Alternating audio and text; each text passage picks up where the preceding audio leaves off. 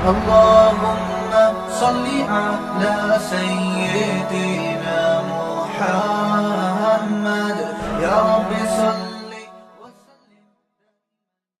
بسم اللہ الرحمن الرحیم. سورہ یوسف کا رکوع نمبر 2 اور 12ویں پارے کا رکوع نمبر 13 چل رہا تھا، اور ہم سورہ یوسف کی یہ جو آیت ہے، آیت نمبر 16 وَجَاءُوا أَبَاهُمْ عِشَاءً يَبْكُونَ، اس کی تفسیر تک پہنچے تھے، تو یہیں سے میں تفسیر کنٹینیو کرتا ہوں. اعوذ باللہ من الشیطان الرجیم، بسم اللہ الرحمن الرحیم. وَجَاءُوا أَبَاهُمْ عِشَاءً يَبْكُونَ، یوسف علیہ السلام کے بھائی اپنے والد کے پاس آئے عشاء کے وقت، یبکون، رو رہے تھے. قالوا یا ابانا انا ذهبنا، کہنے لگے ہمارے والد ہم گئے تھے، نستبق، دوڑ میں مقابلہ کر رہے تھے، اور ہم نے یوسف کو عند متاعنا، اپنے سامان کے قریب چھوڑ دیا تھا. فاکلہ الذئب، بھیڑیے نے آ کے اس کو کھا لیا. وما انت بمؤمن لنا ولو كنا صادقین، اور ہمیں پہلے سے پتہ ہے کہ آپ ہماری بات کو نہیں مانیں گے اگرچہ ہم کتنا ہی سچ کیوں نہ کہہ رہے ہوں. دیکھیں یہ بھی کیسی ایک بات ہے نا کہ کتنا بڑا ظلم کیا اور کتنے کانفیڈنس کے ساتھ اپنا حق پر ہونا بیان کر رہے ہیں. وَجَاءُوا عَلَىٰ قَمِيصِهِ بِدَمٍ كَذِبٍ، اور ایک اور چالاکی انہوں نے کی کہ ایک جھوٹا خون، کہیں سے بھی کسی جانور کا کوئی خون وون لے کے یوسف علیہ السلام کے کرتے پہ لگا دیا اور جھوٹا خون لے کر آئے. قَالَ بَلْ سَوَّلَتْ لَكُمْ أَنفُسُكُمْ أَمْرًا، یعقوب علیہ السلام نے فرمایا نا، تمہارے نفسوں نے تمہارے لیے کچھ معاملہ گھڑ لیا ہے، ایک کہانی بنا دی ہے تم نے. سوال پیدا ہوتا ہے یعقوب علیہ السلام نے کیسے یہ بات کہہ دی کہ تمہارے نفسوں نے تمہارے لیے کہانی گھڑ دی ہے، حالانکہ انہوں نے تو اپنی آنکھوں سے دیکھا نہیں تھا. اس کا جواب یہ ہے کہ بعض دفعہ کوئی چیز انسان دیکھتا نہیں ہے لیکن بہت مضبوط قرائن ہوتے ہیں، ان قرائن کی بنیاد پہ بھی فیصلہ کیا جاتا ہے. اس کی مثال ایسے جیسے آپ نے کسی انسان کو قتل ہوتے ہوئے خود اپنی آنکھوں سے نہیں دیکھا، لیکن آپ نے دیکھا کہ زید گھر میں گھسا ہے اور اس کے ساتھ بکر بھی تھا، اور پھر بکر جو ہے وہ بھاگتا ہوا نظر آیا اور اس کے کپڑے خون آلودہ ہیں اور گھر سے بھاگتا ہوا جا رہا ہے اور ہاتھ میں اس کے چھو رہا ہے.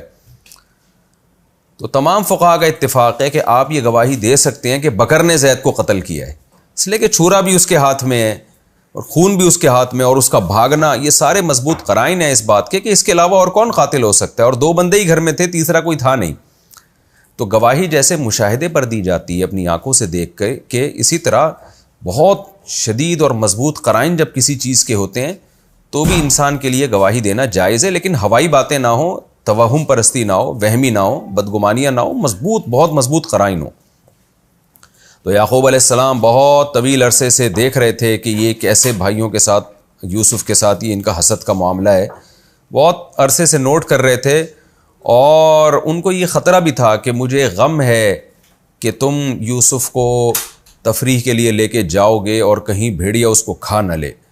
اور پھر انہوں نے قسمیں اٹھائیں تو یعقوب علیہ السلام تھوڑا سا خوف زدہ ہو گئے تھے، لیکن خیال یہ تھا کہ جب اتنی قسمیں اٹھا کے جا رہے ہیں تو ان کو اپنی عزت کا بھی خیال ہوگا. لیکن بہرحال جو ہونا تھا ہوا، اس لیے انہوں نے بڑے کانفیڈنس کے ساتھ کہا بل سولت لکم انفسکم امرا، تمہارے نفسوں نے تمہارے لیے کچھ گڑھ لیا ہے. فصبر جمیل، پس میرے اوپر صبر ہے جمیل. میں نے بتایا تھا نا صبر جمیل وہ خوبصورت صبر، عمدہ صبر، وہ صبر جس میں اللہ سے ذرہ برابر بھی شکایت نہ ہو، کوئی انتقام نہ ہو.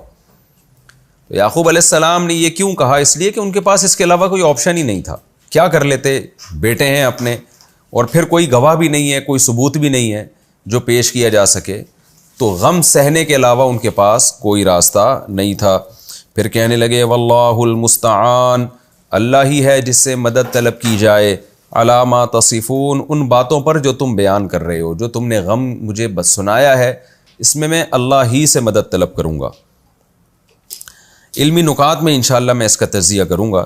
وجاءت سیارۃ فارسلوا واردہم فادلی دلوا، مسافروں کی ایک جماعت آئی، ارسلوا واردہم، انہوں نے کسی کو بھیجا کنویں کے پاس، فادلی دلوا، اور اس قاصد نے جا کے ڈول لٹکایا کنویں میں. قال یا بشرا ھذا غلام، کہنے لگا ہائے خوشخبری، یہ تو کہ لڑکا ہے. وَأَسَرُّوهُ بِضَاعَةً، پوری جماعت نے نا اس کو ایک تجارتی سامان کے طور پہ چھپا لیا کہ ہم اس کو بازار میں بیچیں گے، ایک اچھے پیسے مل جائیں گے، آپس میں ہم بانٹ لیں گے، اور کچھ چھپا دیا۔ چھپایا اس لیے کہ ظاہر ہے اس کنویں میں بچہ ایسے ہی تو نہیں آ گیا نا، کہیں سے کوئی گر گیا ہے یا کچھ ہوا ہے تو اس کا مالک یا اس کے والدین تلاش میں نکلیں گے، تو اس لیے بس جلدی سے اس کو دائیں بائیں کرو۔ واللہ علیم بما یعملون، جو کچھ وہ کر رہے تھے اللہ اس سے باخبر تھا۔ حقیقت یہی ہے کہ ہم جو کچھ کر رہے ہوتے ہیں ہم تو اس کو ایک اتفاقی واقعہ سمجھ رہے ہوتے ہیں، اتفاقی حادثہ سمجھ رہے ہوتے ہیں، لیکن سب کچھ اللہ کی طرف سے ہو رہا ہوتا ہے، اور ہم یہ سمجھ رہے ہوتے ہیں کہ کوئی ہمیں دیکھ نہیں رہا، لیکن اللہ وہ ساری چیزوں کو دیکھ رہا ہوتا ہے۔ آپ سوچیں وہ جو مسافروں کی جماعت آئی تھی کنویں میں اور بچہ نکال کے بازار میں لے جا کے فروخت کر رہی تھی، ان کے وہم و گمان بھی نہیں ہو سکتا تھا کہ یہ سب چیزیں اللہ دیکھ رہا ہے، اور قیامت یعنی آخری نبی پر قرآن نازل کر کے یہ سب چیزیں بیان کر دے گا، بلکہ تورات میں بھی بیان کر دے گا، انجیل میں بھی بیان کر دے گا، وہ سوچ بھی نہیں سکتے تھے۔ تو ایسے ہی ہم بھی اس خوش فہمیوں میں ہوتے ہیں کہ اللہ ہمیں دیکھ نہیں رہا، اللہ ہماری ایک ایک حرکت کو نوٹ کر رہا ہوتا ہے۔ وَشَرَوْهُ بِثَمَنٍ بَخْسٍ، اور انہوں نے یوسف کو بیچ ڈالا تھوڑے سے پیسوں میں، دراہیم معدودہ، گنے چنے دراہم میں۔ کیوں؟ وَكَانُوا فِيهِ مِنَ الزَّاهِدِينَ، وہ یوسف میں رغبت نہیں رکھتے تھے، جان چھڑانا چاہتے تھے، اور جان چھڑانے کی وجہ یہی ہے کہ کوئی بھی مال جو غیر قانونی طریقے سے آپ کے پاس آتا ہے آپ چاہتے ہیں جلدی سے نکلے، ایسا نہ ہو کہ اصل مالک آ جائے اور وہ کلیم نہ کر دے تو ہم ان پیسوں سے جائیں گے، ہماری جان جو ہے پھر وہ یہ ہمیں جو بہترین چیز ملی ہے اس سے ہم رہ جائیں گے۔ تو یہ انہوں نے حرکت کی۔ ہمارا رکوع کمپلیٹ ہوا، اس میں جو علمی نکات ہیں میں اس کو بیان کرتا ہوں۔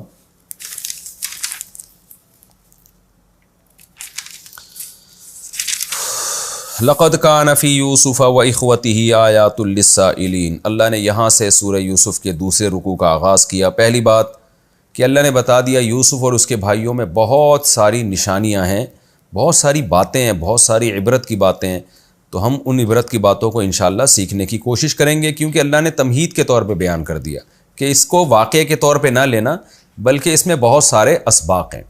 تو یہ اسباق قرآن خود بیان کر رہا ہے کہ تم اس سے اسباق نکالو۔ ایک واقعے کو ایک کہانی سمجھ کے سن لینا یہ کوئی بات نہیں ہوتی، قرآن کوئی کہانیوں کی یا واقعات کی کتاب نہیں ہے۔ پہلا سبق کیا ملتا ہے؟ جب انہوں نے یوسف کے بارے میں کہا کہ یوسف اور اس کا بھائی ہمیں زیادہ محبوب ہے اپنے باپ سے، وَنَحْنُ عُصْبَةٌ، اور ہم ایک مضبوط جماعت ہیں۔ اس سے کیا سبق ملتا ہے ہمیں؟ کہ جو دیندار لوگ ہوتے ہیں نا، ان کی اولاد سے محبت کی بیس یہ نہیں ہوتی کہ یہ بچہ ہمارے کتنے کام کا ہے، بلکہ اولاد سے محبت کی بیس یہ ہوتی ہے کہ بچے میں کیا کوالٹی ہے۔ مثال کے طور پر آپ کی اولادوں میں ایک بچہ دیندار ہے، اطاعت گزار ہے، لیکن وہ بیچارہ معاشی لحاظ سے یا جسمانی لحاظ سے کمزور ہے، ماں باپ کی ایسی خدمت کر نہیں سکتا۔ دوسرا بچہ نالائق ہے لیکن پیسے بہت کما رہا ہے، وہ اس کی قسمت کے معاشی سطح پہ وہ اسٹیبل ہو گیا۔ ہم نے اپنی سوسائٹی میں دیکھا ہے کہ لوگ اس بچے سے زیادہ محبت کرتے ہیں جو پیسہ کما کے دے رہا ہے، اور جس کا قسمت ساتھ ہی نہیں دے رہی، چاہے وہ کتنا ہی نیک ہو، اس سے محبت نہیں کرتے۔ تو یہ غلط بات ہے۔ یعقوب علیہ السلام کو جو باقی بیٹے تھے دوسری زوجہ سے تھے، وہ لمبے تڑنگے خوبصورت اور باپ کے لیے بہت بڑی وہ ایک سپورٹر بن سکتے تھے باپ کے لیے، لیکن اس کے باوجود یعقوب علیہ السلام کو محبت کس سے زیادہ؟ یوسف سے۔ وجہ اس کی ظاہر ہے کہ وہ دیکھ رہے تھے کہ اس بچے میں ایسی کوالٹیز ہیں جو دوسرے بچوں میں نہیں ہیں۔ تو یہ بھی انسان کے ایک نمبر ہونے کی اور اچھی صفت کی علامت ہے کہ وہ اپنی اولادوں میں محبت کی جو بیس ہے اس بیس کو، وہ بیس اچھی بیس ہونی چاہیے، وہ صرف مفاد پرستی کی بیس نہیں ہونی چاہیے۔ دوسری بات ہمیں اس سے یہ بھی سبق ملتا ہے کہ حدیث میں آتا ہے اولاد میں برابری کرو، جیسے انسان کی زیادہ ازواج ہوں تو ان میں برابری کا حکم ہے، تو اولاد میں بھی برابری کا حکم ہے۔ لیکن جیسے ازواج کے بارے میں شریعت کا حکم یہ ہے کہ کسی سے محبت انسان کو زیادہ ہو سکتی ہے، یہ غیر اختیاری چیز ہے۔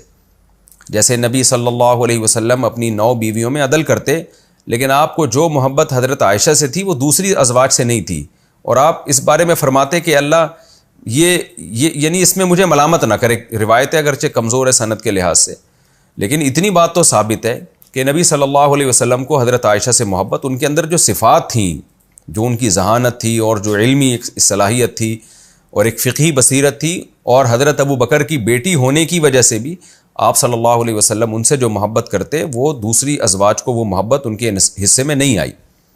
تو اسی طرح اولاد میں بھی برابری ضروری ہے، لیکن دل انسان کے اختیار میں نہیں ہوتا. اگر کسی اولاد سے آپ کو محبت زیادہ ہے، دوسرے سے محبت کم ہے، تو یہ نیچرل ہے، اس میں انشاءاللہ قیامت کے دن آپ کو ملامت نہیں ہوگی. لیکن اس بیس پہ امتیازی سلوک شروع کر دینا یہ غلط ہے. تو یہ بھی ہمیں یہاں سے پتہ چلتا ہے. تیسری بات یہ کہ یعقوب علیہ السلام کے بیٹوں کو یوسف علیہ السلام سے جیلسی کس بیس پہ ہو رہی ہے، یہ بھی آپ دیکھیں. آج ایک بھائی کو دوسرے بھائی سے حسد اس بیس پہ ہوتا ہے کہ یہ مجھ سے زیادہ ترقی کر رہا ہے، یہ اس کے پاس پیسہ زیادہ آ رہا ہے. تو ان بیسس پہ تو ہوتی ہے محبت، یعنی حسد. اس بیس پہ نہیں ہوتی کہ ابا کو یہ زیادہ اچھا لگتا ہے، ابا کو اس سے محبت زیادہ ہے. وجہ اس کی یہ کہ جب آپ کو کسی سے محبت بہت زیادہ ہوتی ہے نا، تو آپ کا محبوب کی توجہ جب کسی دوسری طرف ہوتی ہے تو آپ کے دل میں جیلسی کے جذبات پیدا ہوتے ہیں. تو یہ خود اس کی علامت ہے کہ یعقوب علیہ السلام کے جو بیٹے تھے وہ اپنے باپ سے اتنی محبت کرتے تھے، اتنی زیادہ محبت کرتے تھے کہ ان کو یہ برداشت نہیں ہو رہا تھا کہ ہمارے ابا ہم سے زیادہ محبت کسی اور سے کریں. تو یہ خود یعقوب علیہ السلام کے بیٹوں کے ایک لحاظ سے بڑے خاندانی ہونے کی دلیل ہے کہ باپ کی محبت چاہتے ہیں کہ ہماری طرف آئے. آج ہماری سوسائٹی میں کون سا ایسا نوجوان ہے جو چاہتا ہے ابا مجھ سے بہت زیادہ محبت کریں، بلکہ ابا سے محبت ابا کی محبت اپنی طرف لانا نہیں چاہتے، بلکہ وہ تو ابا کا پیسہ چاہیے، ان کو ابا سے خدمت چاہیے، ابا کا دل چاہیے. یہ بہت کم لوگ ہیں. اس کی مثال ایسے ہے جیسے ایک مرد اگر دوسری شادی کرتا ہے تو بیوی کے دل میں سوکن سے ایک نفرت کے جذبات پیدا ہوتے ہیں. تو یہ نفرت بذات خود اچھی چیز نہیں ہے، لیکن یہاں اس نفرت کی بیس کیا ہے؟ بیس یہ ہے کہ وہ چاہتی ہے کہ میرا شوہر صرف میرا رہے، کسی اور طرف نہ جائے. اس کی بیس اچھی ہے.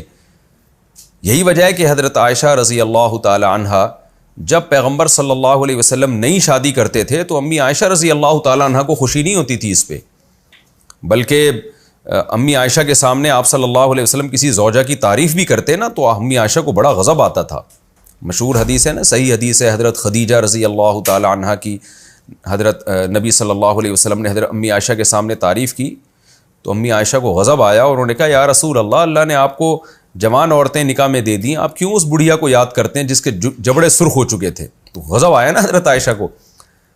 تو بذات خود تو یہ غضب یا یہ نفرت اچھی چیز نہیں ہے، لیکن اس کی بیس کیا ہے؟ اپنے شوہر کی محبت کو اپنی طرف کھینچنا. تو یہ علامت ہے. جب انسان کو کسی سے جذباتی محبت ہوتی ہے تو وہ چاہتا ہے کہ اس کا دل میری طرف ہی رہے.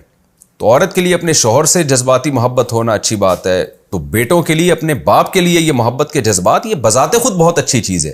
ہاں یہ ضرور ہے کہ آپ اس محبت میں حدود کو کراس نہ کریں، خدا کی نافرمانی نہ کریں. جیسے حضرت سودا رضی اللہ تعالی عنہ کے بارے میں ایک دفعہ حضرت عائشہ نے قد کے بارے میں ان کے کہہ دیا کہ چھوٹے قد کی ہیں، ٹھگنی ہیں، اس طرح کے الفاظ استعمال کیے، توہین کی. تو نبی صلی اللہ علیہ وسلم غضبناک ہو گئے، آپ نے ان کو تنبیہ فرمائی. تو وجہ کیا تھی کہ بھئی یہ لمٹ جو ہے نا، کسی کی غیبت کرنا اس میں جائز نہیں ہے. تو آپ حضرت عائشہ رضی اللہ تعالی عنہ کو بھی احساس ہوا اپنی غلطی کا. تو یہاں بھی ایسا ہی ہے کہ یعقوب علیہ السلام کے جو بیٹے بہرحال پیغمبر کے بیٹے تھے، تو ان کے دل میں اپنے باپ سے محبت کے کیسے جذبات تھے کہ ہم اپنے باپ کا دل اپنی طرف دیکھنا چاہتے ہیں، ہم نہیں چاہتے کہ ہم سے ہٹ کے کسی اور طرف زیادہ چلا جائے وہ.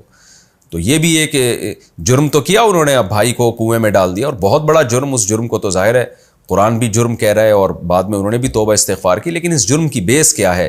بیس پیسہ نہیں ہے، دولت نہیں ہے، شہرت نہیں ہے، بلکہ اس کی بیس یہ ہے کہ باپ کی محبت کو اپنی طرف لانا. آج چونکہ گھروں سے دین بالکل نکل گیا ہے اور لبرلزم سوسائٹی میں آ رہا ہے، تو آج کی اولادوں کو اس کی کوئی پرواہ نہیں ہوتی کہ ابا ہماری طرف ہیں یا اس کی طرف ہے. ابا بے شک اس کی طرف ہوں، پیسہ ہمیں دے دیا کریں تو بس پھر خوش ہو جائیں گے اس پہ. ان ابانا لفی ضلال مبین. بیٹوں نے کیا کہا کہ ہم مضبوط جماعت ہے اور ابا یوسف سے محبت زیادہ کرتے ہیں، تو ہمارے ابا کھلی غلطی میں پڑے ہوئے ہیں۔ یعقوب علیہ السلام کے بیٹے پیغمبر تھے، پیغمبر کے بیٹے تھے اور مومن تھے، تو مومن کا کسی پیغمبر پر اعتراض کرنا یہ کفر ہے۔ اگر آپ کسی پیغمبر کے بارے میں کہہ دیں یہ انہوں نے غلط کیا، یہ صحیح نہیں کیا، تو یہ تو ظاہر ہے پیغمبر پر اعتراض تو اللہ پہ اعتراض ہو گیا نا، کیونکہ پیغمبر اپنی مرضی سے کچھ بھی نہیں کرتے۔ تو یہاں بھی ایک علمی نقطے کی بات ہے کہ بیٹے اپنے والد کے بارے میں کہہ رہے ہیں کہ ہمارے ابا غلطی پر ہیں، لیکن اس کے باوجود بیٹوں کی اس جو اسٹیٹمنٹ ہے، یہ تبصرہ ہے، اس کی وجہ سے بیٹوں پہ کفر کا فتویٰ آج تک کسی مفسر نے نہیں لگایا، اور وجہ اس کی ظاہر ہے کہ ظاہر ہے پیغمبر پر اعتراض وہ تو کفر ہے، لیکن یہاں انبیاء اپنے والد پر اعتراض پر کفر کا فتویٰ کیوں نہیں لگا؟ اس کی وجہ یہ ہے کہ یہ جو غلطی ہے نا، یعقوب علیہ السلام کے بارے میں کہہ رہے تھے کہ اس کی طرف توجہ زیادہ، ہماری طرف توجہ کم، تو یہ اس کو اجتہادی غلطی سمجھ رہے تھے۔ اجتہادی، پیغمبروں سے اجتہادی غلطی ہو سکتی ہے، یہ اہل سنت والجماعت کا عقیدہ ہے۔ بعض دفعہ اللہ کی طرف سے وحی آنے میں تاخیر ہوتی ہے، پیغمبر خود فیصلہ کرتے ہیں اپنی عقل سے، اپنی فراست سے، اس میں ان سے غلطی کا امکان ہوتا ہے، کیونکہ وہ بھی انسانوں کی طرح ایک انسان ہے، بشر ہیں، اور بشر سے خطا کا امکان ممکن ہے۔ گناہ نہیں ہو سکتا پیغمبر سے، اجتہادی غلطی ہو سکتی ہے، لیکن پیغمبر کی اجتہادی غلطی میں اور ایک عام آدمی کی اجتہادی غلطی میں فرق کیا ہے کہ پیغمبر اگر اجتہادی غلطی کرتے ہیں تو اس پر اللہ ان کو قائم نہیں رہنے دیتا، بلکہ اس کی تبدیلی کروا لیتا ہے، اللہ کریکشن کروا دیتا ہے، ان کی اصلاح کر دیتا ہے، تاکہ لوگ اس غلطی میں ان کو فالو نہ کریں اور وہ درست ہو جائیں، درست کر دیتا ہے اللہ تعالیٰ، ان کو صحیح رہنمائی کر دیتا ہے۔ تو یہ بھی ہمیں ایک علمی نقطے کی بات پتہ چلی کہ اہل سنت والجماعت کے جو عقیدہ ہے اس کی بھی اس سے تائید ہوتی ہے کہ پیغمبر سے اجتہادی غلطی کا امکان ہے، لیکن اللہ کی طرف سے اس کی اصلاح ہو جاتی ہے۔ چوتھی بات یہ بھی پتہ چلی کہ آج کل جو بات بات پہ ہمارے ہاں فتوے لگا دیے جاتے ہیں، ذرا سی کسی نے کوئی بات کی اس کا سیاق و سباق نہیں دیکھتے اور فوراً اس پہ فتویٰ لگا دیتے ہیں، یہ طریقہ بھی غلط ہے۔ جب بھی کوئی شخص بات کرے گا اس سے اس کی بات کا مفہوم پوچھا جائے گا کہ آپ کی کیا مراد تھی۔ جیسے یعقوب علیہ السلام کے بیٹوں نے کہہ دیا ہمارے ابا کھلی غلطی میں پڑے ہوئے ہیں، تو اب وہاں یعقوب علیہ السلام یا کسی بھی بھائی نے فوراً فتویٰ نہیں لگایا کہ جس نے یہ بولا ہے کہ ابا کھلی غلطی میں وہ دائرہ اسلام سے خارج اور اس کا نکاح بھی ٹوٹ گیا، ایسی کوئی بات نہیں کی ہے۔ وجہ اس کی یہ تھی کہ بھائی وہ سمجھتے تھے کہ یہ کیا کہنا چاہتا ہے۔ تو آج ہمارے ہاں جو فتووں میں جلد بازی ہوتی ہے، بلکہ اس سے زیادہ بنی اسرائیل میں جو ہے نا، بنی اسرائیل کے واقعات میں تو ہمیں اس سے بھی زیادہ وضاحت ملتی ہے کہ کفر کا فتویٰ لگانے میں بہت احتیاط کی گئی ہے۔ بنی اسرائیل نے موسیٰ علیہ السلام پر کیسے کیسے اعتراضات کیے تھے، کیسے تنگ کیا ان کو۔ کہیں بھی موسیٰ علیہ السلام نے ان کو یہ نہیں کہا کہ تم کافر ہو گئے ہو، تم اسلام سے خارج ہو گئے ہو، بلکہ غضبناک ہوتے تھے، ان کی اصلاح کی کوشش کرتے تھے۔ تو یہ جو ہمارے ہاں کفر کے فتووں میں جلد بازی سے کام لیا جا رہا ہے، یہ بھی قابل اصلاح چیز ہے، یہ بھی ہمیں یہاں سے سبق ملتا ہے۔ آگے انہوں نے کہا اقتلوا یوسف واطرحوه ارضا یخل لکم وجہ ابیکم، یہ دیکھیں یخل لکم وجہ ابیکم، یوسف کو قتل کر دو یا کہیں دور زمین میں ڈال دو تاکہ تمہارے لیے تمہارے ابا کا چہرہ خالی ہو جائے، ابا صرف تمہارے ہو جائیں۔ یہ وہ بات ہے جو میں بار بار ریپیٹ کر رہا تھا کہ کس قدر ابا سے محبت اور غیرت ابا کے معاملے میں، کہ ابا کا چہرہ تمہارے لیے خالی ہو جائے، یعنی باقیوں سے ہٹ جائے۔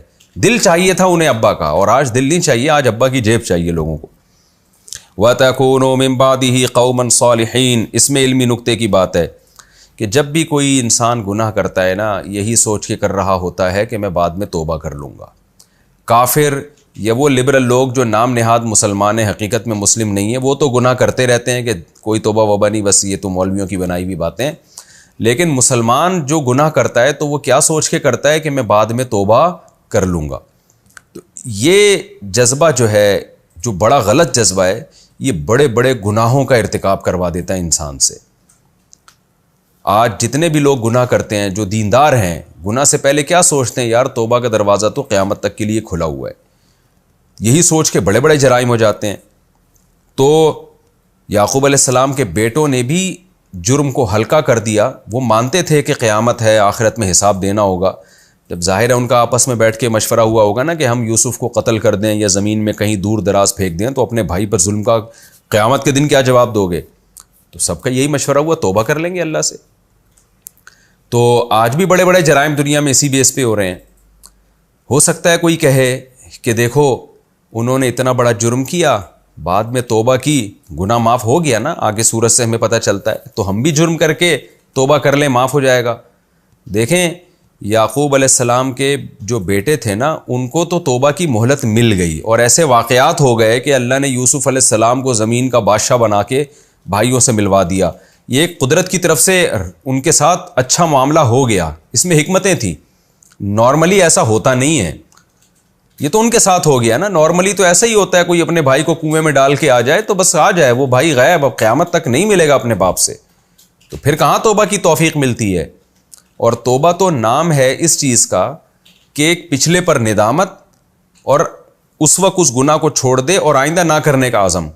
جب آپ یہ سوچ کے گناہ کرو گے کہ میں توبہ کر لوں گا تو ندامت کہاں ہوگی آپ کو تو مزہ آئے گا، چلو یار گناہ بھی کر لیا، اب توبہ بھی کر لیں گے، تو توبہ کا تو رکن ہی فوت ہو جائے گا۔ ان بھائیوں کے ساتھ تو اللہ کا معاملہ ایسا ہوا کہ ان کو واقعی ندامت ہو گئی، ورنہ عام طور پر پھر ندامت ہوتی نہیں ہے، یہی سوچ کے انسان بار بار جرم کرتا رہتا ہے۔ تو کبھی بھی یہ سوچ کے جرم کرنا کہ میں توبہ کر لوں گا، یہ سوچ کے جرم کرنا یہ بہت بڑی حماقت ہے۔ ہم نے علماء سے سنا ہے، وہ یہ کہتے تھے کہ اس امید پہ جرم کرنا کہ میں توبہ کر لوں گا، یہ بالکل ایسی حماقت ہے جیسے کوئی اپنے آپ کو زخمی کرے، چھری سے کاٹے اور یہ کہے میں بعد میں زخم بھرنے کا مرہم لگا دوں گا، علاج کر لوں گا میں۔ تو ہاں، زخم ہو جائے تو توبہ کریں، توبہ کی امید پہ اپنے آپ کو زخمی نہ کریں۔ گناہ ہو جائے تو توبہ کریں، گناہ کی امید پہ توبہ کی امید پہ آپ گناہ نہ کریں۔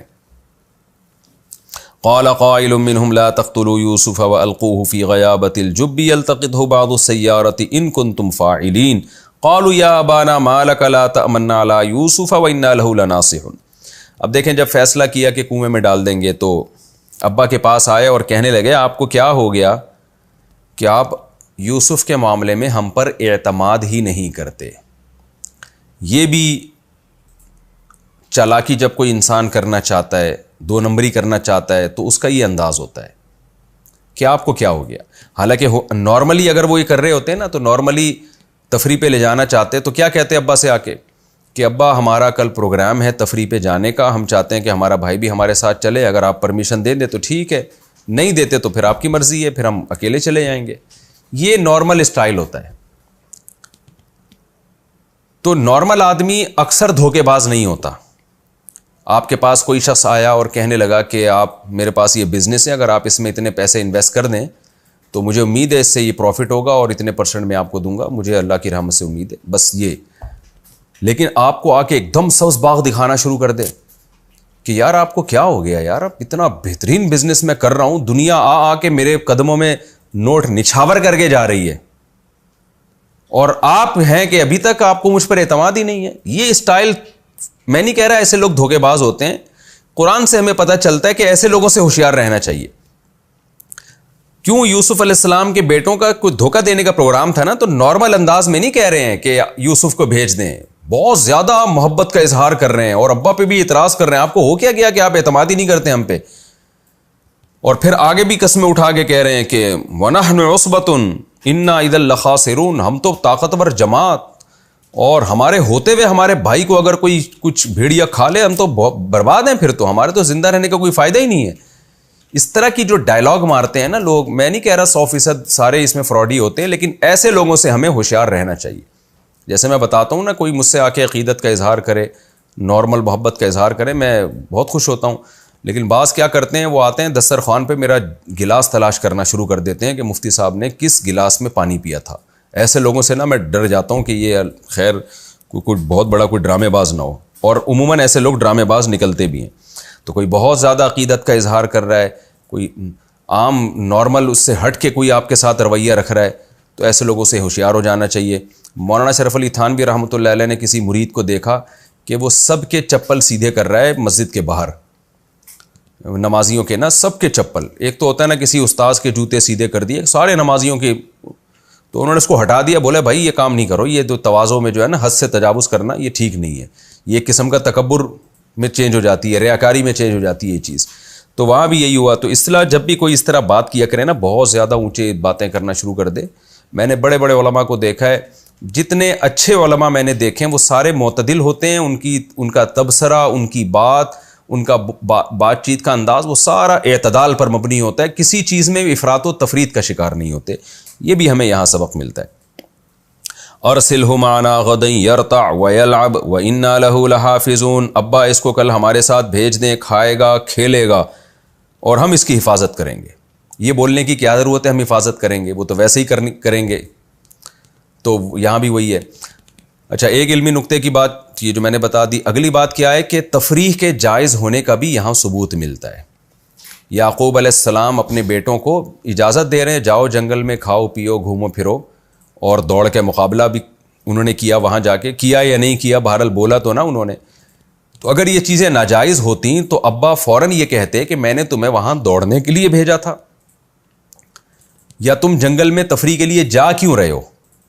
تو یعقوب علیہ السلام نے یہ اعتراض نہیں کیا کہ تم جنگل میں جا کیوں رہے ہو، تفریح کر کیوں رہے ہو. یہ اعتراض کیا کہ مجھے ڈر ہے کہ اس کو بھیڑیا نہ کھا لے. تو یہ جو آج کل بعض لوگ زبردستی کے صوفی بنے ہوئے ہوتے ہیں اور خام خواہ کے جس کو میں عام زبان میں فنٹر کہتا ہوں نا، کہ فنٹر بنے ہوئے ہوتے ہیں، ایک رہبانیت والا جو ایک مذہب پیش کیا جا رہا ہے، یہ بھی اس کا بھی اسلام سے کوئی تعلق نہیں ہے.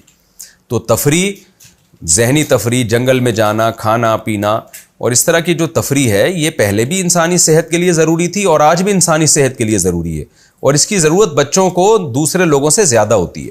تو دینداروں کے لیے اس میں سبق ہے کہ بھئی آپ اپنے گھر والوں کو، اپنے اہل و عیال کو وقت دیا کریں، ان کو ایسے تفریحی مقامات پہ لے جانا یا گھومنے پھرنے کے لیے لے جانا، یہ بھی ایک قسم کا دین کا حصہ ہے، تاکہ ان کی طبیعت میں نشاط رہے، ان کی صحت اچھی رہے. ہاں، ساری صلاحیتیں اسی میں لگا دینا یہ ٹھیک نہیں ہے، لیکن اس سے بالکل نظر انداز ہو جانا اور ذہنی تفریح ہی نہ کرنا، اس سے انسان پاگل ہو جاتا ہے.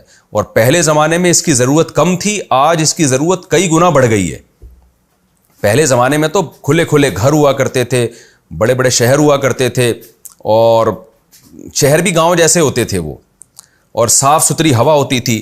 اب تو آبادی بڑھ گئی ہے اور ایک ہی شہر کے اندر ہی لوگ گھسے ہوئے ہوتے ہیں، ان کو تفریح کی ضرورت زیادہ ہے. اور آج دماغ بھی کمزور ہیں، ڈپریشن میں فوراً چلے جاتے ہیں لوگ، برداشت ختم ہو گئی ہے. تو آج ذہنی تفریح کی ضرورت پہلے کی نسبت بہت زیادہ ہے، لیکن دینداروں میں اس کا ریشو ہمیں ذرا کم نظر آتا ہے. دنیا داروں میں تو، لبرل لوگوں میں تو بہت نظر آتا ہے، وہ بات بات میں جا رہے ہوتے ہیں، گھوم رہے پھر رہے ہوتے ہیں. دینداروں میں یہ کم نظر آتا ہے. تو اس لیے دینداروں کو اس کی طرف توجہ دینی چاہیے کہ اپنے بچوں کو، اپنے گھر والوں کو تفریحی مقامات پہ لے جانا، گھمانا پھرانا. خاص طور پہ جو پردے دار عورتیں ہیں جو گھروں میں بند رہتی ہیں، وہ پھر ڈپریشن میں جانے لگتی ہیں، کیونکہ مرد ان کو بالکل ہی گھر میں سختی کر کے ایسا بند کر دیتے ہیں کہ دنیا سے بالکل کاٹ کے رکھ دیتے ہیں. تو اگر آپ کی گھر والی پردے دار ہے، وہ ہاؤس وائف ہے، تو پھر آپ کی ذمہ داری زیادہ ہے کہ آپ اس کو گھما پھرا کے لائیں. اس کی ضرورت بڑوں کو بھی ہے، چھوٹوں کو بھی ہے. یعقوب علیہ السلام کے بیٹے تو سارے لمبے تڑنگے جوان تھے، تو وہ بچے تھوڑی تھے، پھر بھی وہ تفریح کے لیے میدان میں گئے ہیں. تو یہ بھی ہمیں اس سے ایک سبق ملتا ہے. یوسف علیہ السلام کو جب انہوں نے کنویں میں ڈالا تو قرآن کیا کہتا ہے؟ اوحینا الیہ لتنبئنہم بامرہم ھذا، کہ ہم نے یوسف علیہ السلام کو الہام کر دیا کہ آپ ان کو اس بات کی خبر دو گے. یہ بھی ایک اللہ کی عادت ہے کہ جو لوگ نیک ہوتے ہیں، پرہیزگار ہوتے ہیں، ان پر جب کوئی بڑی آزمائش آتی ہے نا، جو برداشت سے بالکل باہر ہونے لگے، تو اللہ کی طرف سے تسلیاں بھی آنے لگتی ہیں. جیسے یوسف علیہ السلام کے لیے بہت بڑی آزمائش تھی، اس وقت وہ سمجھدار ہو چکے تھے، کہا جاتا ہے 7-8 سال کے قریب ان کی عمر تھی. ظاہر خواب اپنے ابا کو سنا رہے ہیں، تو اتنی سمجھداری والی عمر تو ہوگی نا کہ ابا کو بتا رہے ہیں کہ مجھے یہ خواب آیا. 7 سال سے کم عمر کے بچے میں تو یہ سمجھداری نہیں ہوتی. تو قرآن کہہ رہا ہے کہ ہم نے ان کے دل میں ایک تسلی ڈال دی. تو یہ بھی ایک اہم بات ہے کہ جب اللہ کی طرف سے کوئی بڑی آزمائش آتی ہے تو ساتھ ساتھ تسلیاں بھی آتی رہتی ہیں. اس لیے یوسف علیہ السلام بہت زیادہ ٹینشن میں نہیں گئے، ڈپریشن میں نہیں گئے، ورنہ اتنی عمر کا بچہ اگر کنویں میں، کوئی اندھے کنویں میں ڈال کے چلا جائے، وہ تو خوف سے ہی ہارٹ اٹیک ہو جائے، وہ تو خوف سے ہی مر جائے اس میں. تو یہاں بھی یہ بھی ایک ہمیں علمی نقطے کی بات معلوم ہوتی ہے.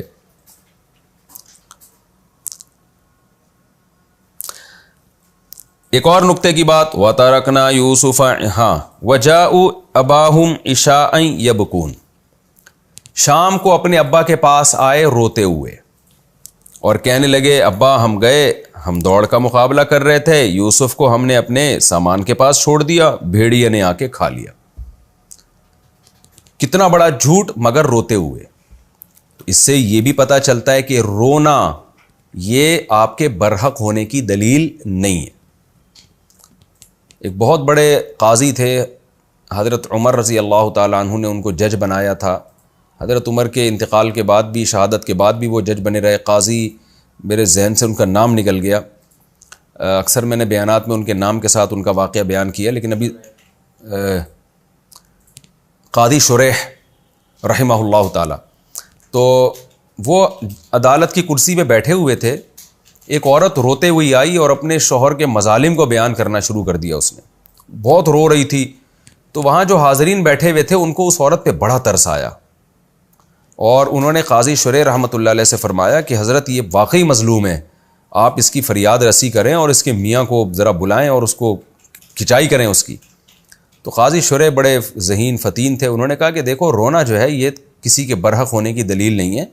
اور پھر یہی آیت دلیل میں پیش کی کہ کتنا بڑا ظلم کیا یعقوب علیہ السلام کے بیٹوں نے، اور بجائے اس کے کہ یعقوب علیہ السلام روتے کہ میرا بیٹا کہاں ہے، الٹا یہی رو رہے ہیں آ کے.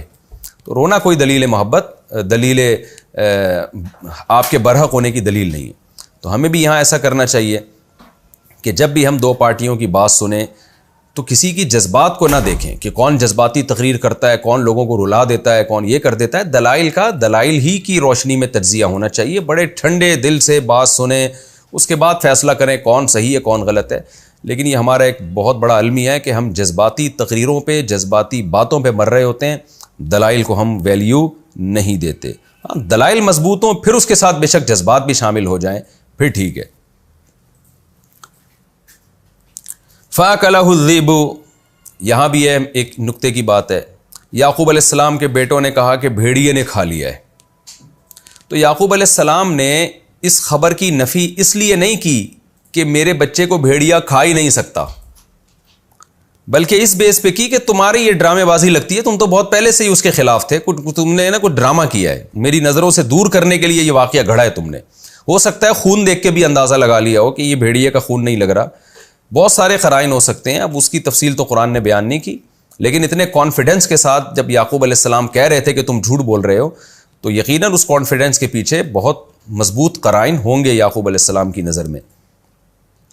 لیکن اتنی بات ہے کہ اس بیس پہ نہیں کہا، بلکہ یعقوب علیہ السلام نے شروع میں کیا کہا تھا کہ جب بچوں نے کہا کہ ہم یوسف کو لے جانا چاہتے ہیں، تو یعقوب علیہ السلام نے کیا کہا تھا، مجھے ڈر ہے کہ بھیڑیا نہ کھا لے. تو اس سے پتہ چلتا ہے کہ جن چیزوں کا نیچر سے تعلق ہے نا، ان کا کسی کے دینداری یا بے دینی سے تعلق نہیں ہوتا. نیچر متاثر نہیں ہوتی آپ کے دین یا بے دینی سے. مثال کے طور پر میں یہ مثال سے سمجھاؤں گا تو بات سمجھ میں آئے گی میں کیا کہنا چاہتا ہوں. ہمارے ایک دوست تھے، بڑے دیندار تھے، ٹرین سے اترتے ہوئے سلپ ہوئے اور ٹرین کے ٹریک پہ گرے اور ٹرین ان کے اوپر چڑھ گئی، پہیہ چڑھ گیا اور وہ بیچاروں کے ٹکڑے ہو گئے. بہت سے لوگوں نے باتیں بنائی کہ اتنی بری موت، توبہ توبہ، لگتا ہے کوئی ان سے گناہ ہوا ہے. میں نے ان سے کہا یہ تو شہادت کی موت ہے، حادثاتی موت ہے. ہمارے ہاں نا لوگ یہ سمجھتے ہیں کہ عجیب طریقے سے مرا ہے تو برا آدمی ہوگا. اب آپ بتائیں بھیڑیا کسی کو کھا لے تو کتنی دردناک موت ہوگی. لیکن یعقوب علیہ السلام کو یہ خطرہ ہے کہ جب جنگل میں بچہ جائے گا تو بھیڑیا کھا سکتا ہے. یہاں یعقوب علیہ السلام یہ نہیں کہہ رہے کہ پیغمبر کا بیٹا یوسف اس کو بھیڑیا کیسے کھا سکتا ہے جبکہ اس کو اتنے اچھے اچھے خواب بھی آ رہے ہوں. تو یہ بھی ہمیں ذہن میں رکھنا چاہیے کہ چاہے کوئی پیغمبر کا بیٹا ہو، چاہے بزرگ کا بیٹا ہو، چاہے خود بزرگ ہی ہو، شیر بھی کھا سکتا ہے، بھیڑیا بھی کھا سکتا ہے، ٹرین سے بھی ہلاکت ہو سکتی ہے، اور کسی خطرناک بیماری میں بھی موت واقع ہو سکتی ہے، بہت اذیتناک موت بھی ہو سکتی ہے، گلے کا کینسر ہو اور انتہائی اذیت کے ساتھ تکلیفوں میں دنیا سے جائے، یہ بھی ہو سکتا ہے. اور جو ہے وہ ٹرین کے نیچے بھی آ سکتا ہے، بم دھماکے میں بھی چیتھڑے بھی اڑ سکتے ہیں. تو یہ اس طرح کی موتوں کو دیکھ کے یہ کہنا کہ یہ کوئی بری موت ہے اور یہ جانور نے کھا لیا، کتے نے کھا لیا، یہ بالکل بری موت نہیں ہے. یہ عمل اگر اچھا تھا تو اچھی موت ہے، عمل اگر برا تھا تو بری موت ہے. ایک آدمی کا عمل برا ہے، وہ ایئر کنڈیشن میں بڑے سکون سے اطمینان کے ساتھ اس کی روح نکلتی ہے، لوگ کہتے ہیں کیسی پرسکون موت ہے. او بھائی عمل برا ہے تو یہ دیکھنے میں پرسکون ہے، حقیقت میں پرسکون نہیں ہے. وَجَاءُوا عَلَىٰ قَمِيصِهِ بِدَمٍ كَذِبٍ قَالَ بَلْ سَوَّلَتْ لَكُمْ أَنفُسُكُمْ أَمْرًا فَصَبْرٌ جَمِيلٌ. اس میں ہمیں ایک نکتے کی بات پتہ چلتی ہے کہ دیکھیں ہم جو چیز ہمارے بس میں نہیں ہے نا اس پہ ہمیں ٹینشن لینا یہ ٹھیک نہیں ہے. اب یعقوب علیہ السلام جانتے تھے کہ بیٹوں نے جھوٹ بولا ہے, ڈرامے بازی کی ہے, بات کو گھمایا ہے. تسویل کا مطلب گھمایا ہے بات کو, حقیقت ایسی نہیں ہے. لیکن انہوں نے فوراً کہہ دیا صبر جمیل, میرے پاس صبر کے علاوہ کوئی راستہ نہیں ہے. وجہ کیا ہے کہ بھائی میرے اختیار میں نہ انتقام لینا ہے, نہ میرے پاس واضح ثبوت ہیں, تو میں کیا کر سکتا ہوں. اور میں بوڑھا آدمی بچے کو تلاش بھی نہیں کر سکتا, کیونکہ انہوں نے ظاہر ایسی جگہ ڈال کر آئے ہوں گے نا کہ جہاں تک کوئی پہنچ نہ سکے. اور اس زمانے میں کنوینس کا بھی مسئلہ تھا, اور اتنی بڑی زمین ہے, پتہ نہیں کہاں ڈال کر آ گئے ہوں گے. تو ان کا یہ کہنا اس موقع پر کہ میرے پاس صبر کے علاوہ کوئی راستہ نہیں ہے, یہ بالکل بجا تھا. تو جو غم اللہ کی طرف سے آتا ہے نا, وہ تو برداشت کرنے پر ثواب ملتا ہے. کچھ بہت سارے غم ایسے ہیں جو ہم وہ اپنے اوپر مسلط کر کر کے مصیبت میں جا رہے ہوتے ہیں. وہ غم وہ ہیں جو جن کو دور کرنا ہمارے اختیار میں نہیں ہے, پھر بھی ہم اس پہ ٹینشن لے رہے ہیں اور باتیں کر رہے ہیں. آج دیکھیں نا آپ کہ کوئی مصیبت پہنچی, انسان سوچنا شروع کر دیتا ہے میں کیا کروں اس میں. بھائی آپ کچھ کر سکتے ہیں تو سوچیں, نہیں کر سکتے تو بس آرام سے بیٹھ جائیں آپ. کچھ لوگ کہتے ہیں میں نماز میں مزہ نہیں آتا. بھائی آپ اپنی توجہ نماز میں جتنی لگا سکتے ہیں لگائیں, جو آپ کے اختیار میں نہیں ہے اس پہ آپ ٹینشن نہ لیں. علماء نے اس کا بڑا اہتمام کیا ہے. جتنے بھی علماء جو گزرے ہیں نا, جن کو اللہ نے خاص حکمت عطا فرمائی تھی, وہ ہمیشہ یہ کہا کرتے تھے کہ جو چیز آپ کے اختیار میں نہیں ہے اس کے پیچھے مت پڑو, وہ چھوڑ دو, اللہ خود ہی نمٹے گا اس سے. اور جو آپ کے اختیار میں ہے اس میں کسر نہ چھوڑو آپ اپنی محنت میں. تو آج ہم زندگی گزارنے میں یہ اصول بنا لیں کہ کہاں ہم نے صبر کر کے بیٹھ جانا ہے آرام سے, اور کہاں ہم نے آگے اسٹرگل کرنی ہے, محنت کرنی ہے. تو آدھے مسئلے ہمارے ویسے ہی حل ہو جائیں گے. ہم ایسی جگہ اسٹرگل کر رہے ہوتے ہیں جو ہمارے اختیار میں نہیں ہوتی, جس کا رزلٹ ہمارے ہاتھ میں نہیں ہوتا, جس کی کوشش ہمارے ہاتھ میں نہیں ہوتی, جس کے اسباب ہمارے ہاتھ میں نہیں ہوتے. آپ بچے کی تربیت کی کوشش کر لی, بچہ پھر بھی بگڑ رہا ہے, تو کیا کرے گا آدمی؟ بس ٹھیک ہے بھائی, پھر بگڑ رہا ہے تو میں کیا کر سکتا ہوں. پھر آپ نے یہ دیکھنا ہے کہ بڑا نقصان کس میں ہے. بیوی بگڑ گئی ہے آپ کی. ایک آدمی نے مجھے کہا میری بیوی ناخن بڑھاتی ہے.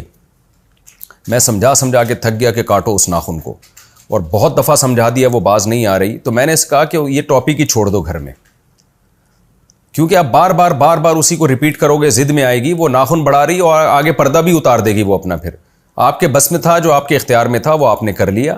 اس سے زیادہ آپ آگے بڑھو گے تو گھر کا ماحول خراب ہوگا. تو ظاہر ہے چھوڑ تو نہیں سکتے نا اس بیس پہ کہ وہ ناخن بڑھا رہی ہے, آگے بچوں کا کیا ہوگا, بڑے مسائل ہیں. تو یہ ٹاپک ہی چھوڑ دو ہمیشہ کے لیے. تو کہنے لگے کہ بھئی یہ میری بدنامی ہوگی, لوگ کہیں گے اتنا دیندار ہے, اس کی بیوی ناخن بڑھا رہی ہے. میں نے کہا وہ بدنامی سے بچنے کا کوئی طریقہ آپ کے پاس ہے ہی نہیں. آپ کے بس میں ہوتا زبردستی آپ ناخن کاٹ دیتے تو کاٹ دیتے, آگے اس کا ری ایکشن جو ہوگا برداشت کر سکتے ہو تو ٹھیک ہے, نہیں کر سکتے تو بھائی وہ بدنامی کم درجے کی ہے. جو طلاق دینے میں بدنامی ہوگی, گھر اجڑے گا, وہ زیادہ ہے. تو بس صبر جمیل. تو یہ جو صبر جمیل کا جو جملہ ہے نا, یہ بہت سارے مواقع پہ ہمارے کام آتا ہے. بعض جگہ بدنامی بھی برداشت کرنی پڑتی ہے, کیونکہ آپ اس چھوٹی بدنامی کو برداشت نہیں کریں گے, بڑی بدنامی میں مبتلا ہو جائیں گے. تو ایسے موقع پہ کیا صبر کریں گے بھائی؟ اگر اس کے ناخن بڑے ہوئے ہیں یا اس طرح کی کچھ اس میں عملی کوتاہی ہے, تو آپ ایک اصول دنیا کو بتا دیں کہ کسی کے ریلیٹو میں کوئی خرابی دیکھ کر اس شخص سے بدگمان ہونا یہ جائز نہیں ہے. میرے پاس جب کوئی آتا ہے نا کہ فلاں کی بیوی پردہ نہیں کرتی اور وہ اتنا بڑا نیک بنا پھرتا ہے, میں کہتا ہوں نوح علیہ السلام کا بیٹا کافر تھا. کوئی تانا دے سکتا ہے کہ نوح علیہ السلام خود تو دائی بنے پھر رہے ہیں, معاذ اللہ, نقل کفر نباشت, اور بیٹا جناب کافر ہے. تو بھائی کوئی کسی پر آج کل کسی کا یقینی زور نہیں ہے. تو عورت کو بھی ہم یہی کہتے ہیں کہ شوہر میں کوئی خرابی ہے, بھئی آپ ٹھیک کر سکتی ہو تو ٹھیک ہے, نہیں کر سکتی تو چپ کر کے بیٹھ جاؤ آرام سے. معاشرے کی اصلاح ہم اتنا کریں گے جتنا ہمارے اختیار میں ہے, اس سے زیادہ ہم اصلاح نہیں کر سکتے. ہمارے پاس صبر کے علاوہ کوئی راستہ نہیں ہے. اب یعقوب علیہ السلام یہی کر لیتے کہ ان کو ٹارچر کرتے رہتے اور ڈانٹتے رہتے اور کہتے بس یہ کرو وہ کرو اور دفع ہو جاؤ, تو کیا ہوتا؟ باقی بیٹوں سے بھی محروم ہو جانا تھا انہوں نے, تو نتیجہ کچھ بھی ہاتھ میں نہیں آنا تھا. تو وہ سمجھ گئے بھائی فصبر جمیل, میرے پاس صبر کے علاوہ کوئی آپشن نہیں ہے. اب کیا صبر کا طریقہ کیا ہے؟ واللہ المستعان علی ما تصفون, اللہ سے میں ضرور مدد مانگوں گا, تو دعاؤں کا میں اہتمام ہمیشہ رکھوں گا. تو یہ بھی ہے کہ اسباب جب آپ کے اختیار میں نہ ہوں تو آپ اسباب پہ سوچنا ختم کر دیں, لیکن دعائیں ختم نہ کریں, اللہ سے امیدیں ختم نہ کریں. یہ بہت اہم پوائنٹ کی بات ہے جو اس میں آج کے سوسائٹی کے لیے ہمارے لیے بہت امپورٹنٹ ہے. وشروه بثمن بخس دراهم معدودہ وكانوا فيه من الزاہدین. یہ رکوع کا آخری آیت ہے کہ وہ یوسف علیہ السلام کو بیچ کے جان چھڑانا چاہتے تھے. رغبت نہیں تھی ان کو، یہ خوف تھا کہ اصل مالک نہ آ جائے. اب آپ دیکھیں، اس سے پتہ چلتا ہے کہ اس زمانے میں بھی لوگوں میں شر غالب تھا، آج بھی شر غالب ہے. اعتماد والے لوگ کم ہیں. ہونا تو یہ چاہیے تھا کہ وہ جب جماعت آئی، انہوں نے کنویں سے بچے کو نکالا، تو اصول شریعت کا حکم یہی ہے کہ تلاش کرو بھائی کس کا بچہ ہے یہ. ایسا تو نہیں کوئی دشمنی میں یہاں پھینک کے چلا گیا. اور بظاہر تو ایسا ہی ہے، ماں باپ تو کبھی بچہ نہیں پھینکتے، دشمنی میں لوگ کر دیتے ہیں یہ کام. اصولی طور پر تو ان کو چاہیے تھا کہ ہم اس بچے کو لے کے مصر کے بازار میں جاتے ہیں، ندا لگاتے ہیں بھائی یہ بچہ ہمیں کنویں سے ملا ہے، جن صاحب کا ہو آ کے لے جائیں، علامات بتائیں، نشانی بتائیں وغیرہ وغیرہ. بچہ جس کی طرف مائل ہوگا ہم سمجھ جائیں گے یہ اسی کا بچہ ہے، کچھ بھی طریقہ ہو.